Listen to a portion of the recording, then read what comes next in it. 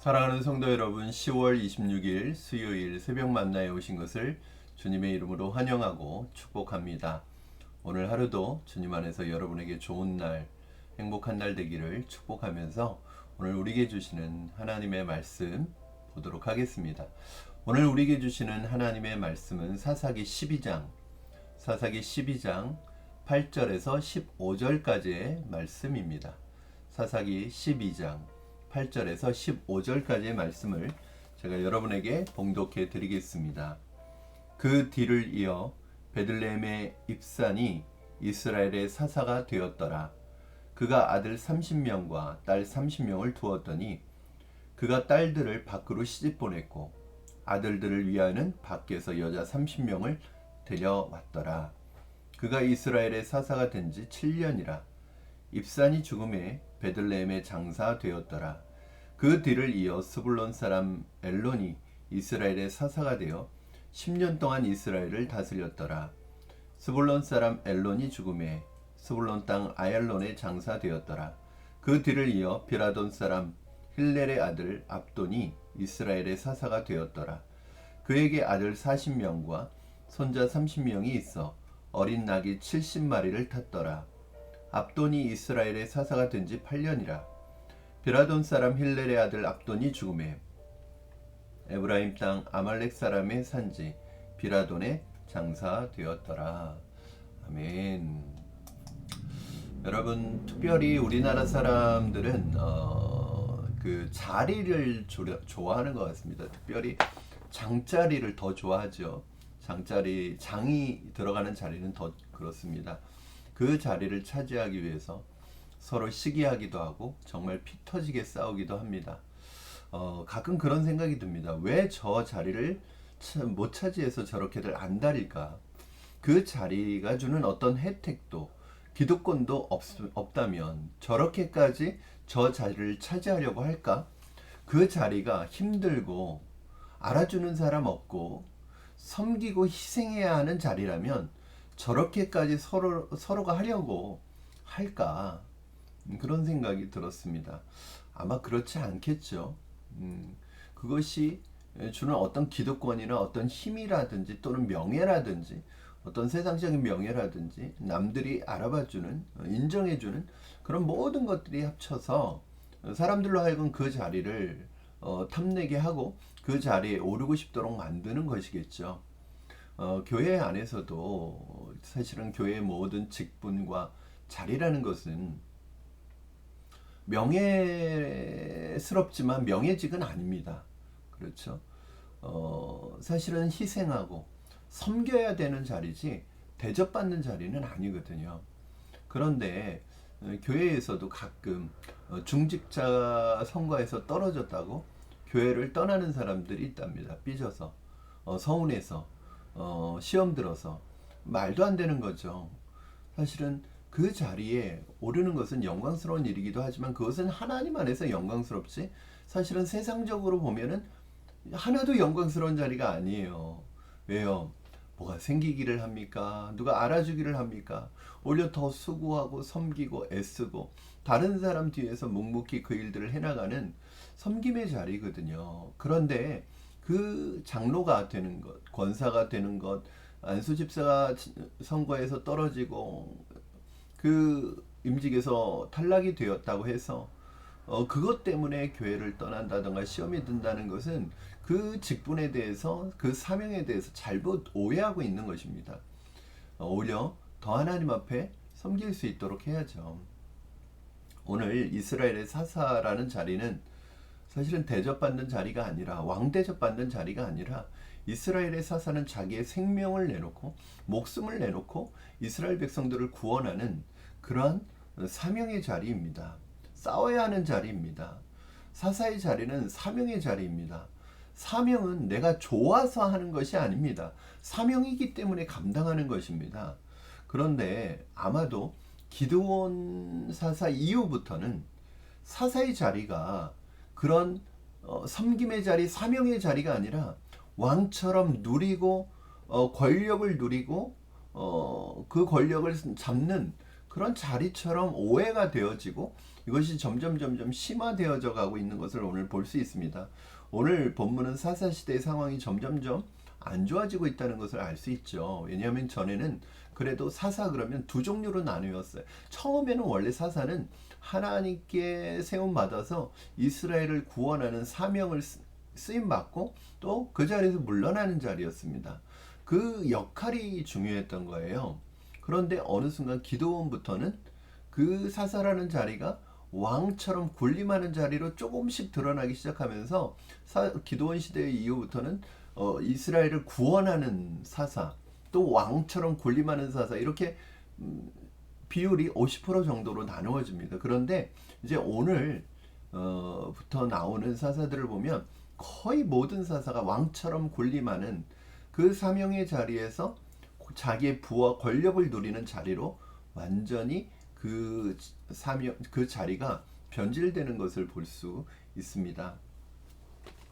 특별히 오늘 세 명의 사사가 나오는데요. 첫 번째 나오는 사사가 입산입니다. 그리고 엘론, 그 다음에 압돈, 이렇게 세 명의 사사가 나옵니다. 이 세 사사가 아주 굉장히 적은 분량으로 나오죠. 그런데 아주 기본적인 정보만 얘기합니다. 그래서 입산이 베들레헴 출신이고 아들 30명, 딸 30명이 있었고 또 그 아들 30명, 딸 30명은 이방인들에게 시집을 보냈고 아들 30명은 밖에서 이방인 중에서 여자들을 데리고 와서 결혼을 시켰다는 얘기. 그리고 7년 동안 다스리다가 장사되었다. 이렇게 간단히 요약을 하고 있고요. 그 다음에 엘론은 스불론 사람인데 이스라엘의 사사가 된 지 10년 동안 이스라엘을 다스렸대요. 그리고 스불론 땅 아얄론의 장사가 되었다. 이것이 전부고요. 그 다음에 나온 사람 비라돈 사람 힐렐의 아들 압돈이 이스라엘의 사사가 되었는데 이 비라돈은 에브라임에 속한 곳입니다. 그래서 아들 40명과 손자 30명이 있었고 이들에게 어린 낙이 70마리를 타게 했다. 그리고 8년 동안 통치했고 비라돈의 장사되었다. 이게 이제 새 사사의 전부 정보의 모든 것입니다. 정말 짧게 언급하고 있죠. 이 입산과 엘론과 압돈의 세 사사의 공통점이 무엇입니까, 여러분? 거의 정보가 없습니다. 어디 출신이다, 뭐 아들, 딸이 몇 명 있었다, 그리고 몇 년 다스렸다, 그리고 어디에 장사되었다. 이게 이제 전부예요. 이것은 무엇을 의미할까요? 성경이 이 세 사사에 대해서 할 말이 없다는 거예요.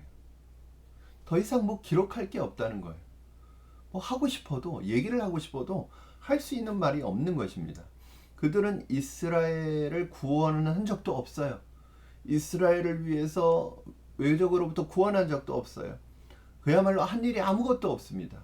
그들은 사사라는 자리는 가지고 있었지만 사사로서의 역할을 하나도 하지 않았던 사람들입니다.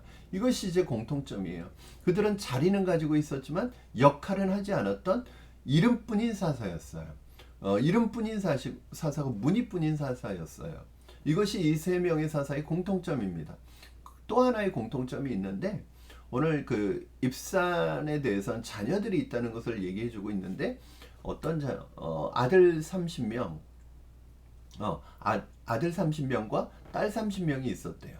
그런데 입산은 이 딸 30명을 이방인들에게 시집을 보냈고 아들 30명의 결혼도 왜 이방인들 밖에서 데리고 온 여자들과 결혼을 시켰다는 거예요.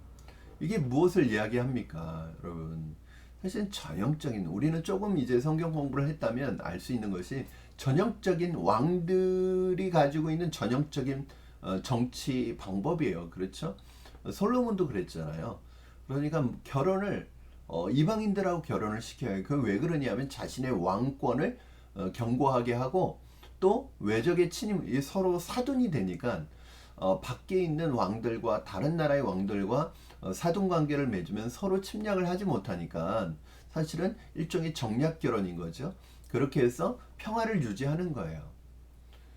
이게 사실은 정치적으로는 좋은 방법일지는 모르지만 영적으로는 나락으로 떨어지는 것이고요. 그들의 믿음을 약화시키는 가장 안 좋은 방법이죠. 왜냐하면 하나님께서 기뻐하시지 않는 방법입니다. 그들은 점점 정체성을 잃어버리게 되고 그 믿지 않는 사람과의 결혼을 통해서 또 하나님의 백성이 아닌 사람과의 결혼을 통해서 자신의 정체성이 약화되고 믿음이 약화되고 결국은 하나님을 떠나는 결과를 가져오게 되는 것입니다. 이것이 바로 입산의 모습이었고요. 그리고 또 하나는 결국은 입산은 전형적인 왕들이 가지고 있는 통치 패턴을 보여주고 있다는 것입니다. 그리고 오늘 또 압돈이라는 사람이 나오는데 이 압돈이라는 사사는 아들 40명과 선자 30명 이야기를 하면서 이들 모두에게 70마리의 어린 나귀를 이들이 타고 다녔다고 그렇게 얘기합니다. 여러분도 아시겠지만 당시로는 이 나귀는 교통수단이고 굉장히 부의 상징이라고 할 수 있는 거죠. 오늘날로 말하면 자동차가 한 대씩 있다고 생각하시면 됩니다. 이건 무엇이냐면 사사가 자신의 사사로서의 사명보다는 왕처럼 자신의 부와 권력을 자기 자녀와 손주들에게까지 사실은 야일도 그랬죠. 그러나 여기는 압도는 더 심합니다.